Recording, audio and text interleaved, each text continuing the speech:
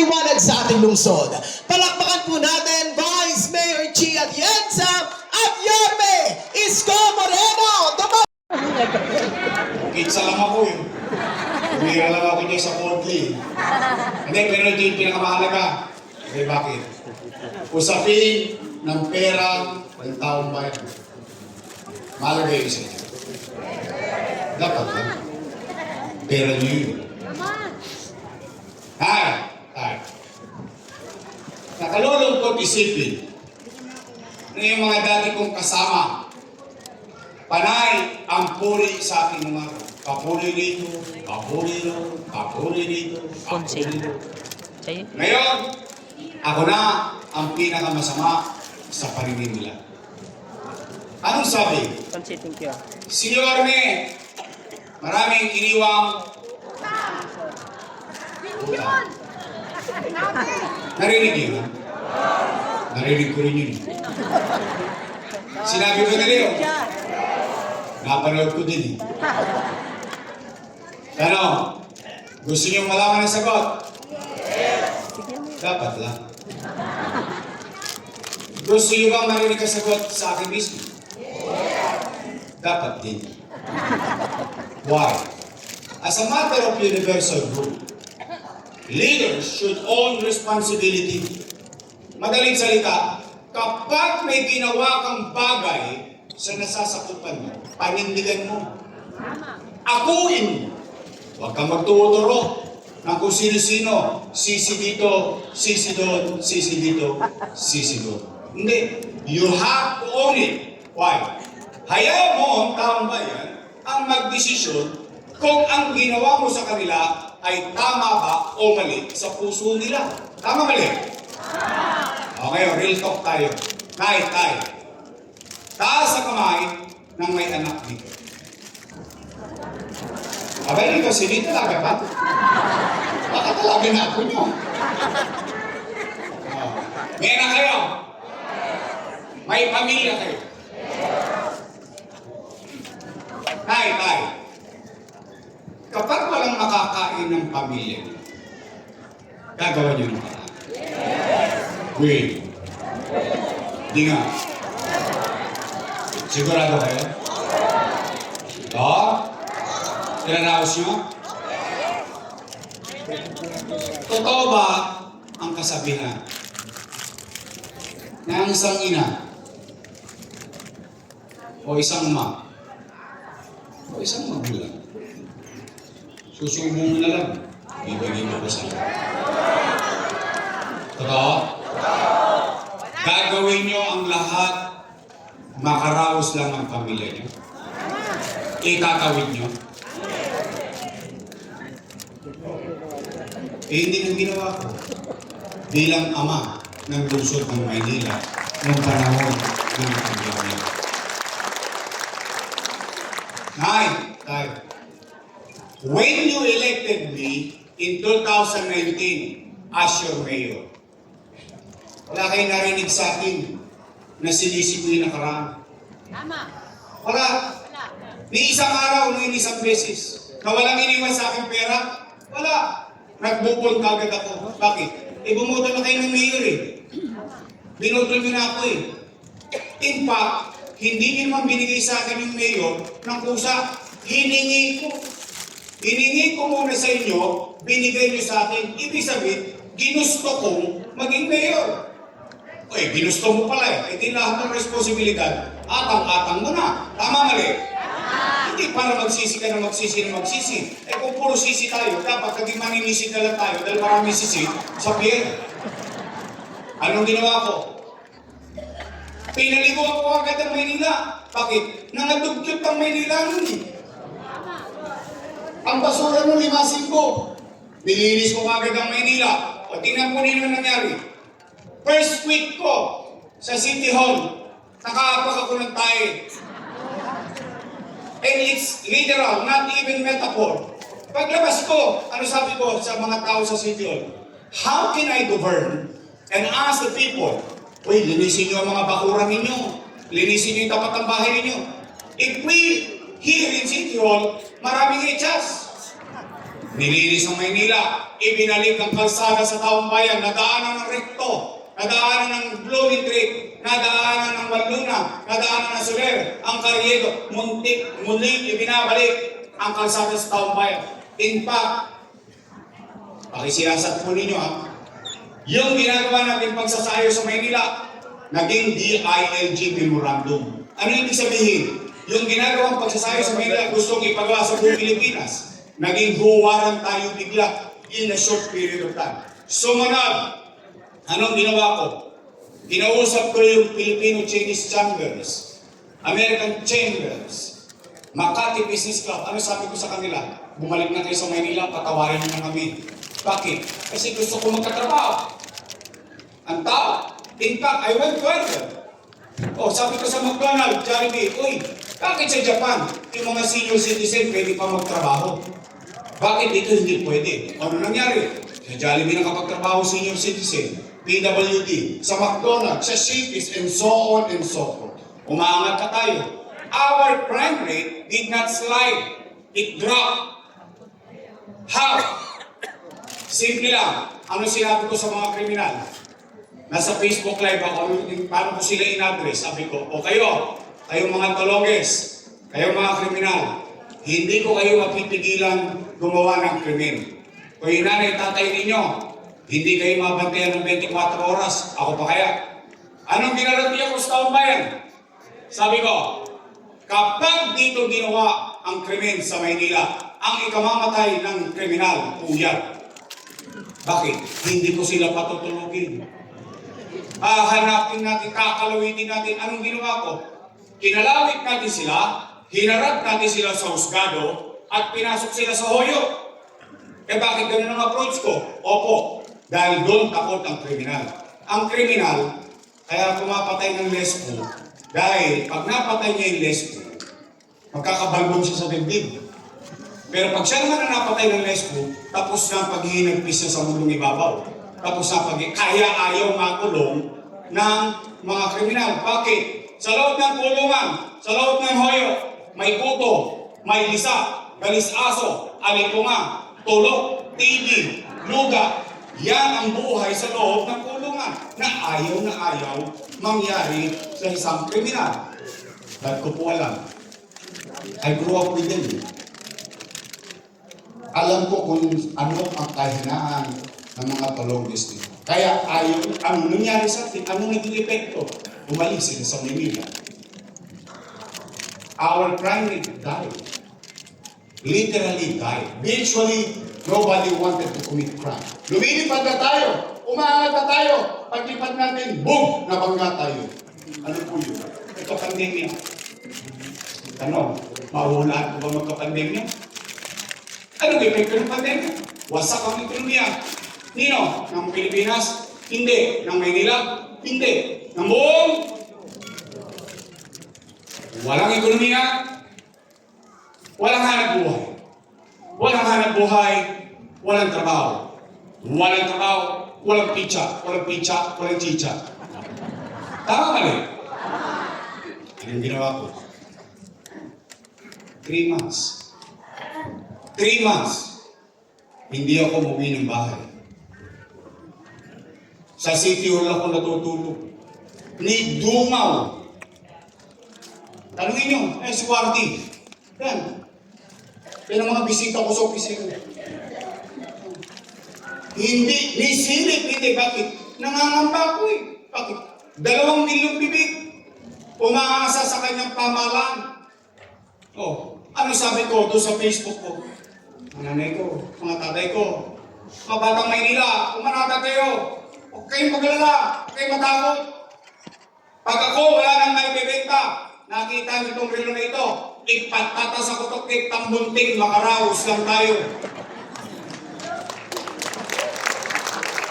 Sinabi ko yun eh. On a metaphor way, in a metaphoric way. Why? I'll do my best. Ano nangyari? Ano naging epekto? Kayo, ng mga nangabuhay dito.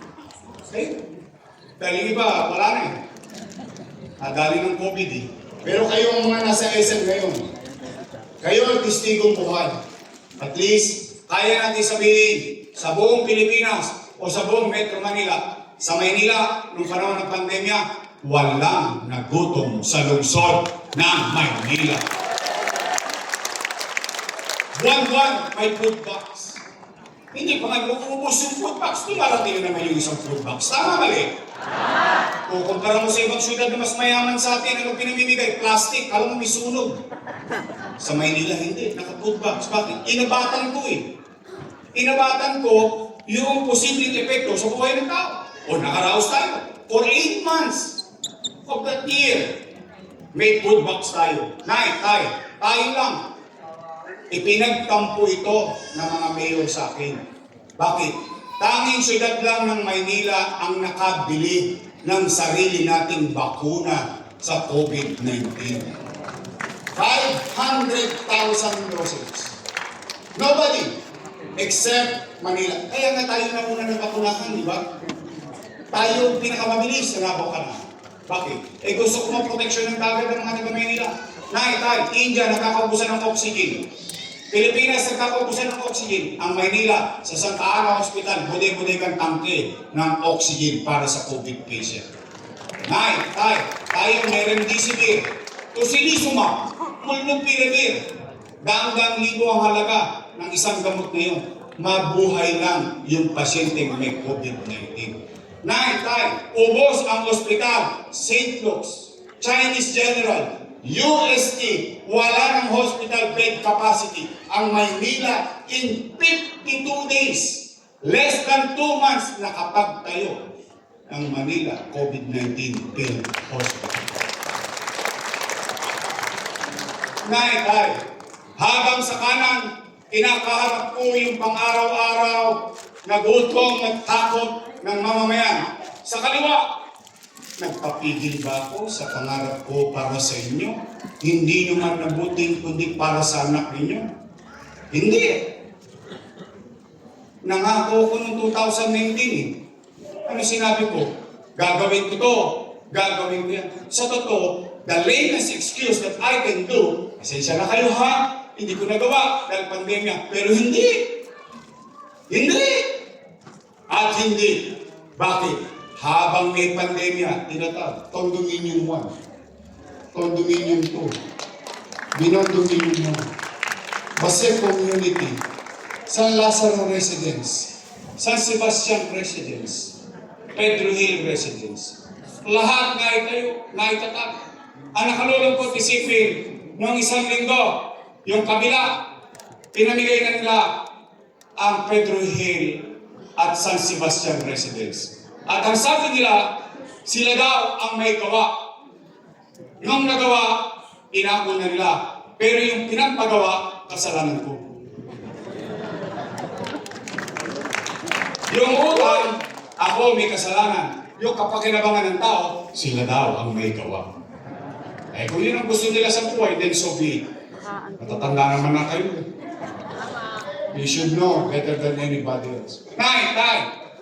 Ginawa. Rosauro Almario Elementary School, 10-story fully air-conditioned public school, Manila Science High School, Albert Elementary School, 10-story fully air-conditioned, pinakamalaki, pinakamodernong public school, and I guarantee you, not only in Manila, but the entire country located in Sampaloc, Manila. Nung umalis ako, nangangalahati na ang Magsaysay High School. Tapos ng 3 taon, hindi pa rin tapos ang Magsaysay High School. Ayan. Hindi naman pwede pagsinungaling yan. No. Lahat ang nangyayari yan. Itinatag Paseco Hospital. 3 years ago, inaugurate ko. 3 years after, hindi pa rin bukas. Tanong niyo po sa mga taga-Baseco. Kaya kung sila nilagyan ng ospital para hindi na sila lalayo itinayo. Bagong ospital ng Maynila. 10-story fully air-conditioned public hospital na may MRI machine, na may CT scan machine. Ang tanong, nakagamit na ba kayo nito? See? That's hundreds of millions of your money, not mine. Pera nyo. Bakit ko gustong-gusto yan? Hindi nga magagamot yung pasyente pag hindi na-diagnose properly. Kaya nga kailangan ni CT scan, kaya nga kailangan ni MRI. Kaso wala ka pang binibiling gamot, hindi ka na magamot eh. Bakit? Ang mahal ng MRI, ang mahal ng CT scan. Tama, mali? Ba't hindi mapakinabangan ng taong bayan? Sila doktora, ako hindi. They should know better than me the value of this facility. Tay. Ano yan, drawing? Ano? Yorme! Kanino ka ba nangutang? Sagot! Sa gobyerno. Ang labo mo naman kausap, Yorme. Amerika nangutang ng pandemya. Pilipinas nangutang ng pandemya. Maraming bansa nangutang ng pandemya. Maynila nangutang sa gobyerno. Opo. Tanong, sino may-ari ng Land Bank of the Philippines? Gobyerno. Sino may-ari ng DBP? Government. Gobyerno. Madalit salita, mga nanay ko dyan sa balcony, tatay ko dyan sa courtly, imumuestra ko. Itong ulo ko, hanggang pa. Yan ang buong gobyerno. May dalawang bulsa. Isa sa wakali, isa sa nangka. Sa kaliwa, ano meron? National Government Financial Institution. Ano nasa loob? Land Bank of the Philippines, Development Bank of the Philippines. Siksik-liglig ang pera ng gobyerno. Bangko ng gobyerno pag-aari ng tao. Sa kanan, City of Manila. Alaws. Ano ang ginawa ng ama ng lungsod ng Maynila? Dumukot sa kaliwa. Nilagay sa kanan para makaraos ang batang Maynila. Ano? Sino nagpalitan ng pera? Gobyerno? Gobyerno. Sino nakinabang sa pera? Ayun daw ay mali! Mali! Mali daw yun! O sige, kung yun ay mali, edi mali din sila. Bakit? Kasama ko silang gumawa nun. It cannot be approved without their approval. It cannot be done without their approval. Oh, bakit nung araw? Tama. Nakikigamba pa nga sa food box. Pag ganyan-ganyan pa. Ngayon lahat yun mali. O ngayon naman, at least ito pusaran pa rin yung. Kung yun ay mali, pagbabayaran ko sa inyo. Ito ako, pako nyo ako sa krus. Pero paninindigan ko, bakit? Ama ako eh. Ina ako eh. Ganun talaga ang pagiging magulang. Iraraos mo ang pamilya mo, ang nasasakupan mo. That's how we do it as a parent. O ngayon, at least, isa lang masasabi ko sa inyong lahat ngayon. At least matama sa ilong ko. Makapaglalakad ako sa Espanya, sa Quezon, sa Bloomingtreet, hanggang Bloomingtreet Extension, hanggang Matimyas, hanggang Galas. Bakit gusto yung mapunta ako ng Quezon City? At least, isa lang masasabi ko. Salamat sa Diyos. Ito tayo lahat. Nakatabi tayo.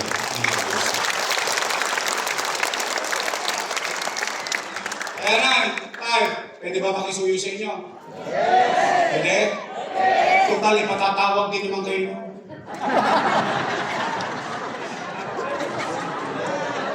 Napatawag na kayo? Akalain mo na ako na sayang. Meron pa naman ako ibibilin sa inyo. Kasi ibibilin ako eh. Ibibilin ko sana na kapag kayo pinatawag na, ang sasabihin ng utang. Sana pasasabi ko eh. Ay, may pinasasabi si Yorme. Magsialis na kayo dyan. Si Yorme na lang magbabayad ng utang. Kapatawag na kayo? Yung iba? At least dalawa na napakinggan ninyo. Ayun kayo na magkwenta. Sino si totoo? Meron pa ako nakikita, tapat at totoo. Wow. Wow. What a word. Oh. Tapos nga ba? Oh, Nay! Ito na! Ang ang mahiwagang tanong. After everything said and done, ito po ko sa harapan nyo ngayon. Matanong ko po kayo, gusto nyo pa ba akong bumalik? Babalik ka namin. Alam mo niya, sinacharot-charot ko lang ako. Ha? Talaga, gusto niyo ako bumalik? Di nga. Taas ka kamay ng gusto mo. Talaga? Promise? Next month? Mamatay mo sila.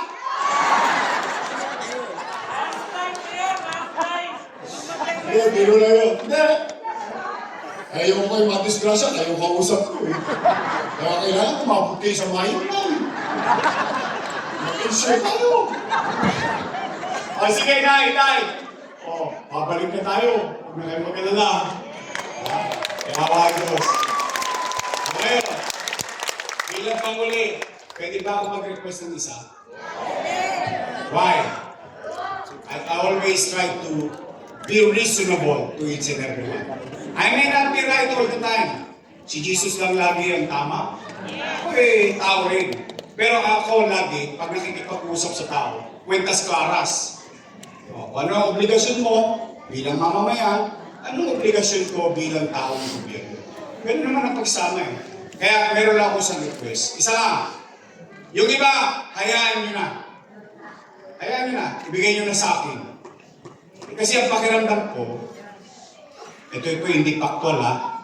Don't take it as a fact. But based on my experience, pakiramdam ko lang, mukhang wasak na yung gobyerno ng Maynila. Ubus na. Mukha lang. Why? Why would I assess that way? Kung yung basura nga, hindi nyo makolekta, gobyerno pa. Basic among the basic yun eh. Tama mali? Tama! Gusto nyo bumalik yung mabilis na gobyerno? Yes! Basic na ito yun.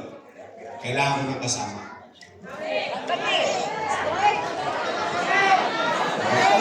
Pwede mag-request straight? Okay! Mag-ingat-inis ako. Mamaya, baka politiko din kayo. OPM. O promise me. Ngayon, kayo na nangangako, hindi na kami. Straight? Ay, mga taga-sampalok, sisingili ko ka. Tapos sa eleksyon, bibili ako ng dibidendaso. Buksan ko yan, titignan ako. Prueba. Ba? Nagtotoo? Yung mga taga-sampalok? Straight? After election? Ako naman ang singilin mo. Promise? Doc Almiron. Hindi tao, hindi hayop.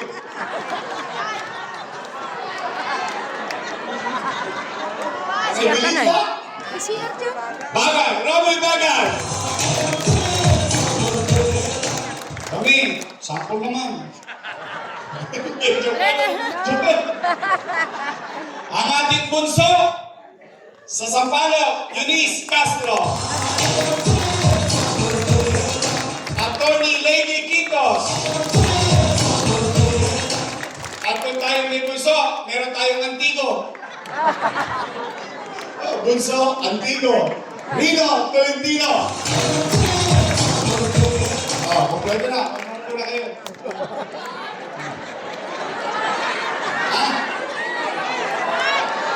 Meron pa?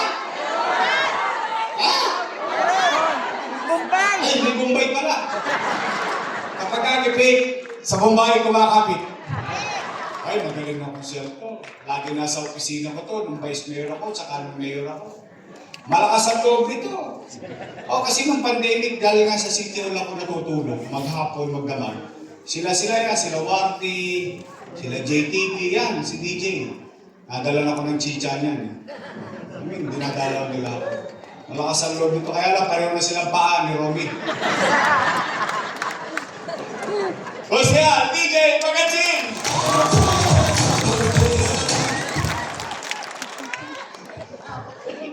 May gout. Buti na lang. Ang gout ko po, nandito pa lang. Sila nasa bahay. Ikaw, Warty, goutin ka na rin, ano? Sige, meron pa. Panay. Ito naman, ha? Tama po na kayo. Eh tayo naman, ang maganda sa Sampalo, tinatapos lagi natin yung binoboto natin congressman. In fairness naman sa inyo, no? Talagang tinatapos yun. Tapos bumuboto kayo ng iba. Tama mali? Oh, nice. Ito ang pangalan ko. Joel Villanueva. Malapit na. Iba. Oh. Iba naman. Ha? Ang ating congressman, JTV. Ang sa baranggayan, bubusutin tayo sa... Tay! Tay! Oh, my dear Yorme, request ko sana ako ng... Okay. Huwag kang mag-alala. Steady ka lang sa headly. Walang number. Try me number. Contact number. Palagyan lang, please. O, ito naman, Vice Mayor ko. May asim pa. Kung alam maintindihan. Aquarents na po yan. Ay siya, graduate ng Lasal. Political Science. So she knows. She understands the parliamentary procedures. Because yun ang pag-aaralan mo sa political science. At siya naman aral din sa kanyang ama. No? Matagal na vice mayor yung kanyang ama. O di, alam niya pagiging presiding officer. Siya po ay graduate ng Lasal. Daig ko po siya. Opo, graduate po ako ng Ateneo. Ateneo de Tondo. Ang Vice Mayor Chi Atienza.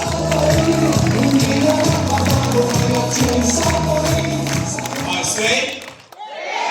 Oh, naalala niyo ba mga pangalan nila? Eh baka makakalimutan ninyo. 100 araw pa yun. Today is the 100th day before bago ang pagbuhukod. O, tay, pasimplihin na lang natin pagdating ng araw ng pagbuhukod. Dalawang grupo lang naman pagpipilian ninyo. Dalawa lang yan. Unang grupo, Yorme's Choice. Matamis. Kabilang grupo, Ladies' Choice. Kayo po masabi mo ninyo.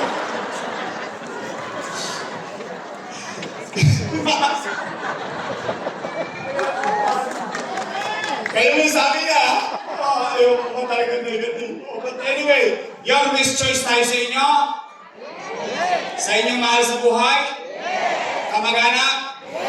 Buong mangkan, Yorme's Choice? Tapos na po, uwian na. O, nagustuhan ba kayo? Ay, maraming salamat sa inyo. Mag-iingat kayo pag-uwi.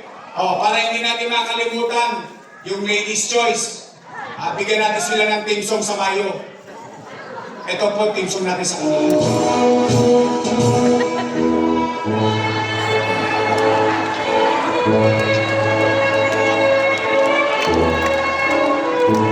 Pag-graduating na natin sila lahat.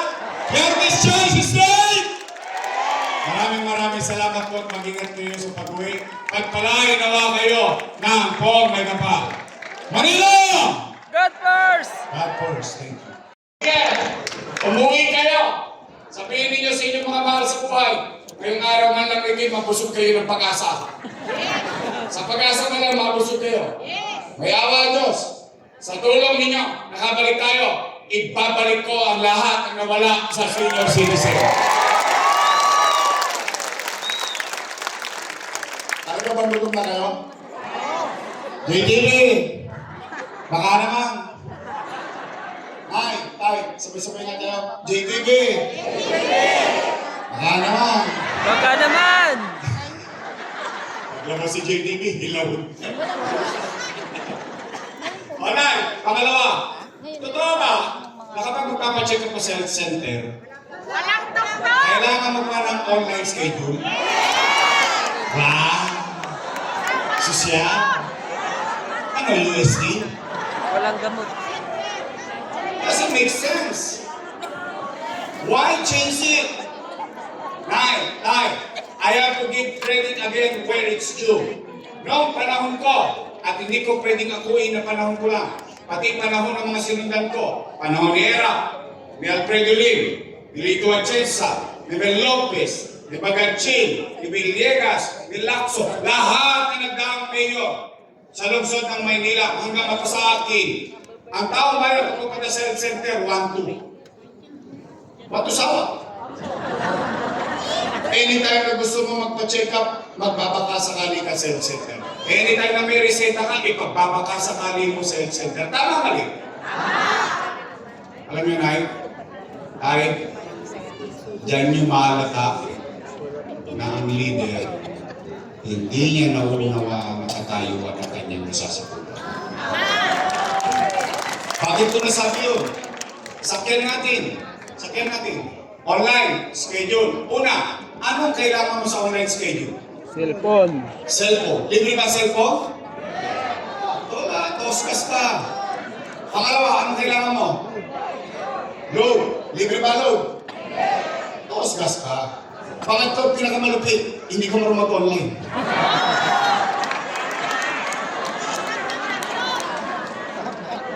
Nay, anong pangalan niyo, Nay? Nay, anong pangalan niyo? Nanay Belinda, halimbawa lang to hindi to mangyayari sa iyo. Sample lang, just for the sake of conversation. Halimbawa, si Nanay Belinda, isang araw, hinahapo.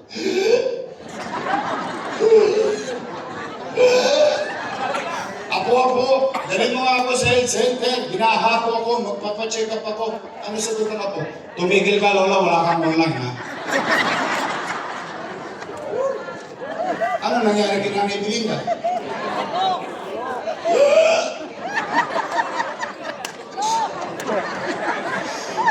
Paalam na. Grabe na. Doesn't make sense eh. Why change it? Palalalayin ko pa sitwasyon. Pinakasimple na sa lahat, magpapapipi ka lang. Kailangan mo online schedule pa. Eh, by the time mangyari yun, inatake ka na. Hindi totoo. Ano ba? It doesn't make sense. Why change it?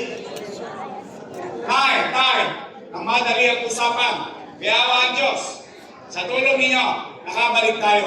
Ang una kong ibabalik, yung bakuna laban sa pneumonia. Naalala niyo yung bakuna ko dati? Yung bakuna sa flu. Ibabalik ko ang metformin at losartan. Ibabalik ko ang vitamin C sa matanda, yung vitamin C sa bata. Ibabalik ko yung vitamins iron and calcium.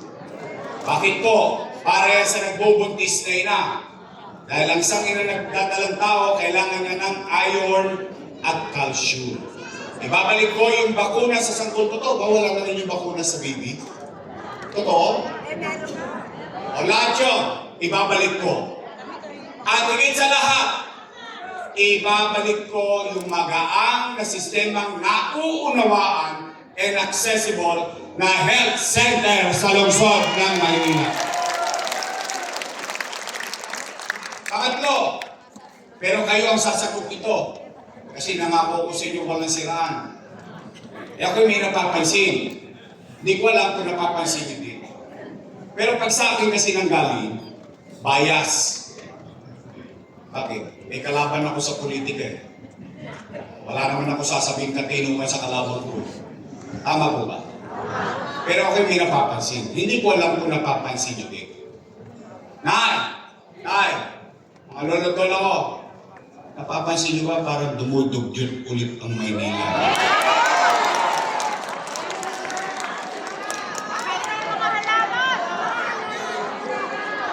Wala na ang underpass.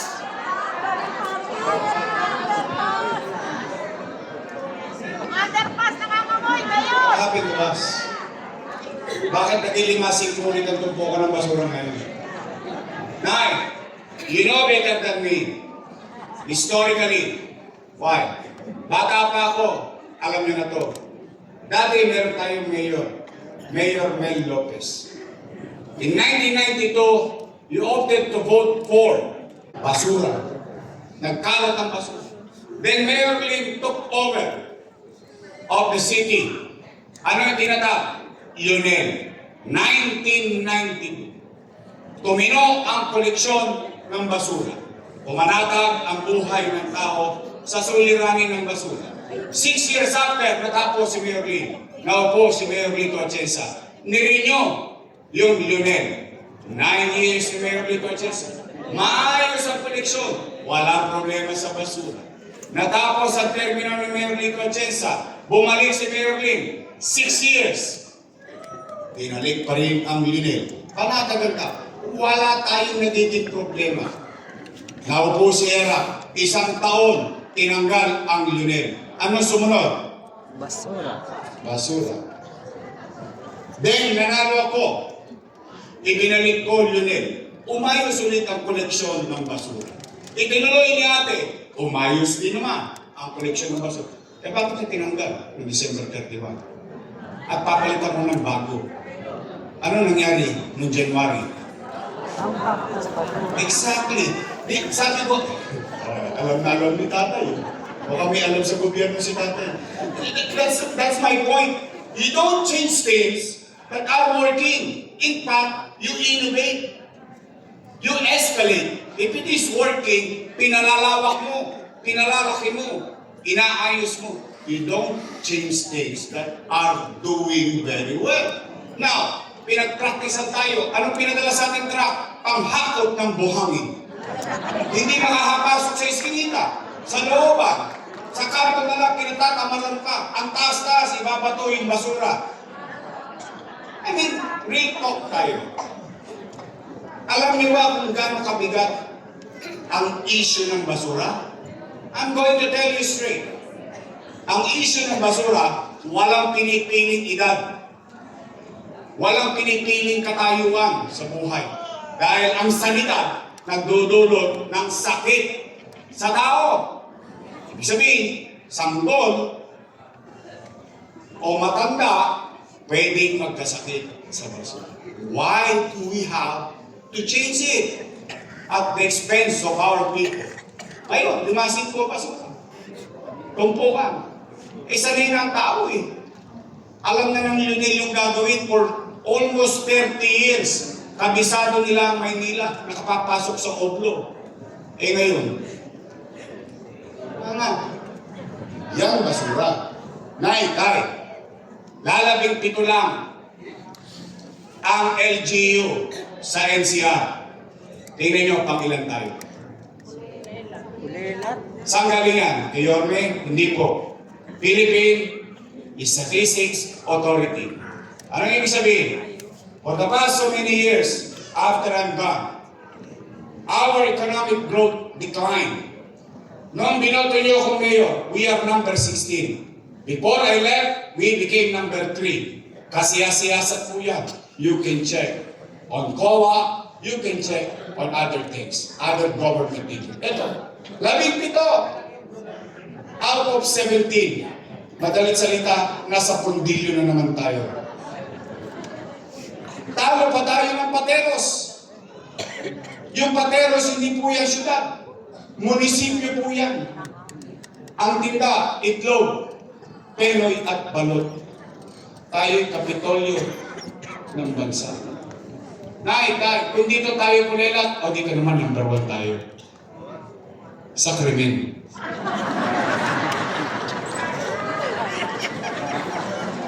We are now number 1 in crime index in the entire Southeast Asia. Not Philippines. But Manila. Tingnan niyo po yung mga syudad dyan sa Southeast Asia. May iba pa dyan Philippines. Tingnan niyo. Ito, ang tanong, Yorme, numero lang yan. O di tanongin natin ang taong bayan. Nararamdaman nyo ba nagbabalikan na naman ng mga tolongges? Yes! Patayan? Snatching? Broad daylight, nangaagaw ng bag, nakasarado yung kotse. Solvent boy sa Espanya, 5-5 na naman.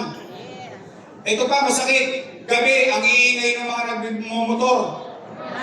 Parang walang gobyerno sa Maynila. Patay, droga. Nagbalik ka na naman. Naitay. Naalala niyo nung araw. Modesty aside. Nung araw, nung panahon ko, di ba may gobyerno sa umaga, sa tanghali, sa hapon, sa gabi, hanggang madaling araw may gobyerno sa lungsod ng Maynila. Naalala niyo? na ang gobyerno ay halos hindi na matulog sa lungsod ng Maynila.